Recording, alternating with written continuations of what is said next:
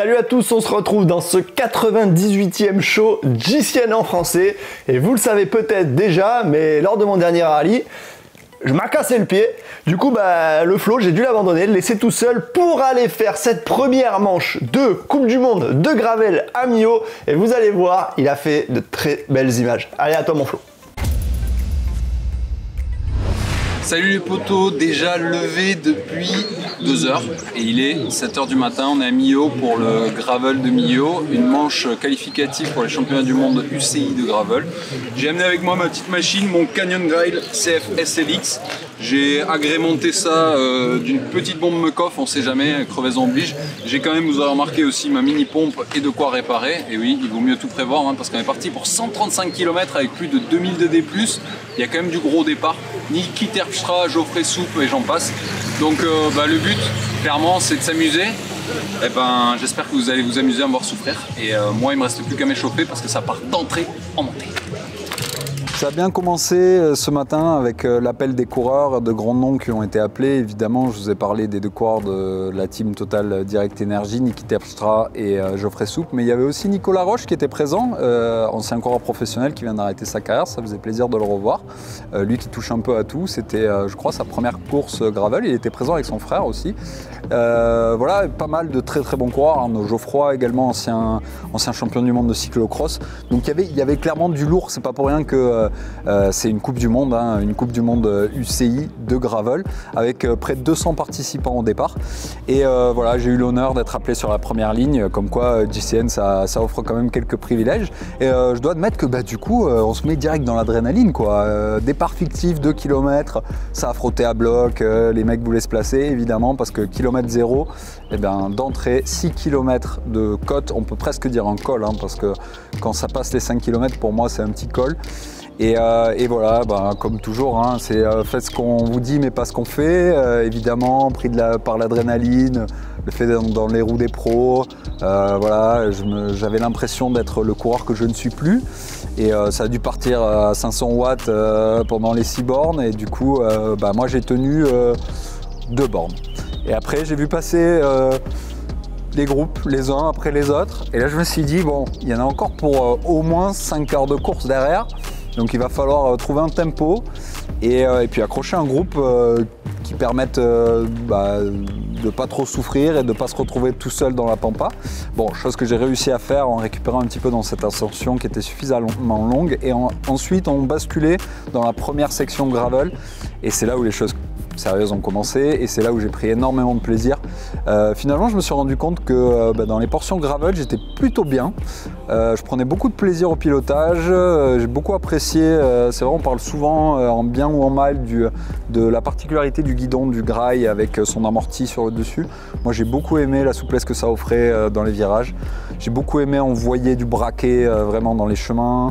Voilà, ce qui fait que j'ai repris petit à petit des positions dans les parties planes et dans les descentes qui ont suivi cette première ascension. J'ai repris un peu confiance aussi. Et puis on a attaqué dans un groupe assez sérieux, assez jeune et motivé la deuxième ascension. Là j'ai pas rigolé, j'ai senti que mes presque 80 kg ils pesaient dans la balance et je me souviens pourquoi moi j'étais censé préparer les championnats sur piste et Lolo était censé préparer le gravel, donc clairement j'avais pas bossé la montagne et ça s'est quand même joué beaucoup dans les ascensions aujourd'hui. Et bref, en haut de cette ascension là j'étais encore dans le coup. Et puis là le drame quoi, au bout de 1h30 de course je crois, je me suis rendu compte que j'avais épuisé mes cartouches en fait. 1h30 à bloc, ouais c'est dans mes cordes, mais au-delà non quoi, donc j'ai dû dire au revoir au groupe dans lequel j'étais et là ça a été très long, des longs moments de solitude pendant 30 minutes je pense. Personne ne m'a rattrapé.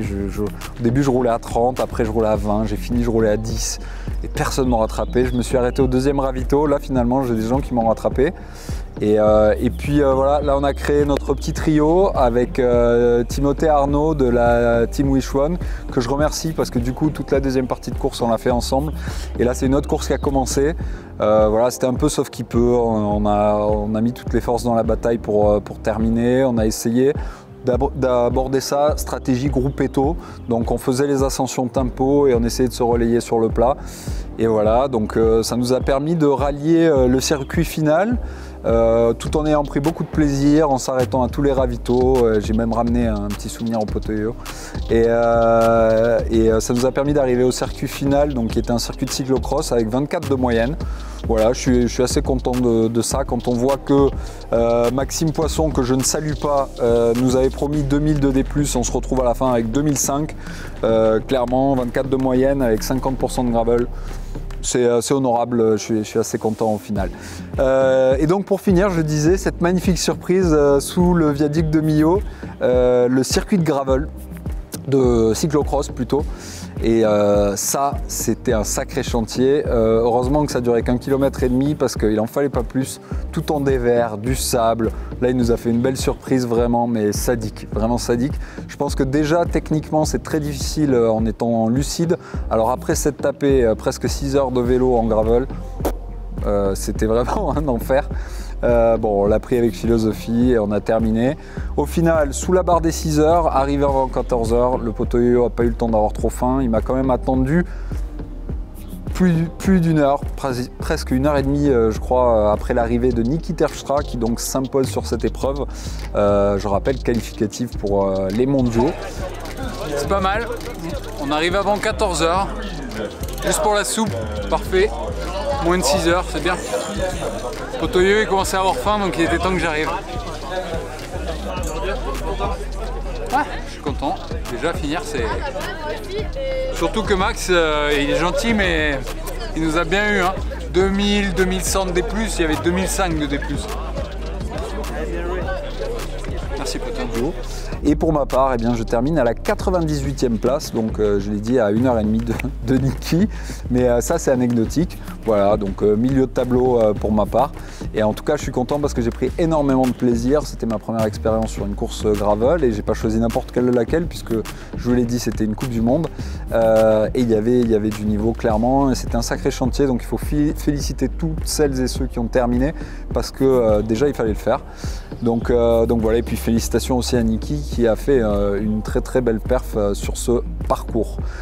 Après quoi, eh ben, on a pu fêter ça du coup avec le trio qu'on a formé avec Timothée Arnaud pendant pratiquement toute la deuxième partie de course, avec une petite bière, une douche. Et j'ai même pu prendre le temps et le luxe de laver la bécane puisque on remercie Mekov qui avait mis à disposition un stand de lavage. Comme ça, Lolo sera content avec sa patte folle et il n'aura pas besoin de le faire en rentrant. Le vélo est déjà tout propre, mon Lolo. D'ailleurs, je pense qu'il est temps de te rendre la parole en espérant que cette semaine tu auras bossé les résultats parce que maintenant tu n'as plus d'excuses, tu es coincé dans ton canapé. Donc à toi, mon Lolo, pour l'actu. Allez, n'hésitez pas, comme d'habitude, commenter, liker, partager, dites-moi ce que vous avez pensé de cette magnifique course. Est-ce que ça vous inspire des choses? Et surtout, rappelez-vous que j'ai couru hier et que ça, ce sera à retrouver dimanche sur la chaîne JCN en français, les championnats de France sur piste master. Évidemment, je vous en ai pas parlé parce que je me cherche pas d'excuses. Mais dimanche, on en reparle. Allez Lolo, c'est à toi. Et merci mon Flo, j'espère que t'as pas trop subi durant cette course, même si ta tête nous prouve le contraire.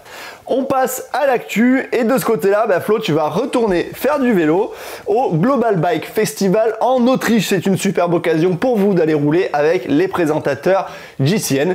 Évidemment, j'y serai pas, je peux pas rouler. Du côté de l'actu toujours, on a Tom Dumoulin qui annonce la vraie fin de sa carrière pour la deuxième fois je crois. Bon évidemment si tu changes d'avis Tom, on serait ravi de te revoir dans le peloton professionnel. Sinon bonne continuation à toi et puis fais-toi plaisir à la retraite, hein. C'est cool aussi la vraie vie. Côté résultat, en ce moment, on a le Critérium du Dauphiné et on a déjà eu une magnifique victoire française d'Alexis Viermeuse au sprint sur un petit groupe d'échappés. Une fois n'est pas coutume, l'échappée va au bout. On reviendra sur les résultats plus précisément la semaine prochaine avec le poteau Flo dans le prochain show. Pour les femmes, on avait aussi le Women's Tour en Angleterre. Et là aussi, super victoire française de Clara Copponi, de la FDJ Nouvelle-Aquitaine au sprint, mais cette fois sur un sprint massif quand même bien étiré. Donc félicitations à toi, elle fait coup double du coup sur la première étape, elle prend aussi le maillot jaune. On passe au vélo de la semaine et félicitations à toi JC Louette ou J Clouette, je ne sais pas trop comment tu t'appelles, pour cette superbe photo de ton Factor AG2R La Mondiale équipé en Shimano 105 avec des roues, c'est des Xerium il me semble, des Mavic, cocotte du race peut-être. Écoute, joli poste, t'as tout respecté, le pédalier à l'horizontale, la chaîne tout à droite, la vue, bah voilà, écoute, félicitations à toi, très beau vélo, très bien assorti au ciel, j'ai envie de dire, bleu ciel, vélo bleu ciel, on est dans le thème, c'est bon, t'es au top mon copain. Bon, merci à tous, on se retrouve très vite pour de nouvelles aventures. N'oubliez pas Flo, ah bah oui Flo, parce qu'il n'en avait pas assez d'aller faire juste un petit tour de gravel. Du coup la veille il s'est dit qu'il allait faire les championnats de France Master sur piste. Eh oui, retour à ses premiers amours.